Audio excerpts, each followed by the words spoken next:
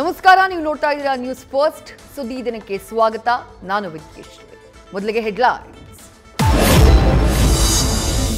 ಗುತ್ತಿಗೆದಾರನಿಗೆ ಜೀವ ಬೆದರಿಕೆ, ಮಾಜಿ ಕಾರ್ಪೊರೇಟರ್ಗೆ ಜಾತಿ ನಿಂದನೆ, ಮುನಿರತ್ನ ವಿರುದ್ಧ 2 ಎಫ್ಐಆರ್, ಕೋಲಾರದಲ್ಲಿ ಬಿಜೆಪಿ ಶಾಸಕ ಅರೆಸ್ಟ್.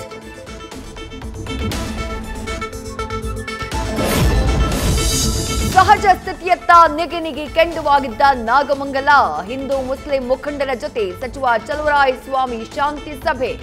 ಗಣೇಶೋತ್ಸವ ಗಲಭೆಕೋರರಿಗೆ ಇದೆಯಾ ಸರ್ಕಾರದ ರಕ್ಷಣೆ?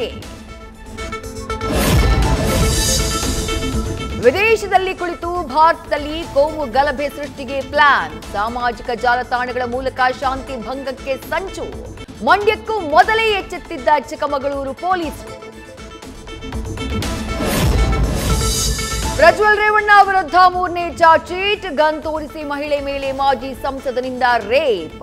ಆರೋಪ ಪಟ್ಟಿಯಲ್ಲಿ ಸಂತ್ರಸ್ತ ಮಹಿಳೆಯಿಂದ ಸ್ಫೋಟಕ ಮಾತು ರಿವೀಲ್. ಕೊಲೆ ಆರೋಪಿ ದರ್ಶನ್ ವಿರುದ್ಧ ಜೋಕುಮಾರಸ್ವಾಮಿ ಭವಿಷ್ಯ, ಇನ್ನು 6 ತಿಂಗಳು ದಾಸನಿಗೆ ಜೈಲೇ ಫಿಕ್ಸ್. ಜಾಮೀನಿಗೆ ಪರಪ್ಪನ ಅಗ್ರಹಾರದ ವಿಡಿಯೋ ಕಾಲ್ ಆಗುತ್ತಾ ಕಂಟಕ? ನ್ಯೂಸ್ ಫಸ್ಟ್, ನಿರ್ಭೀತಿಯಿಂದ ನಿಮ್ಮ ಪರವಾಗಿ.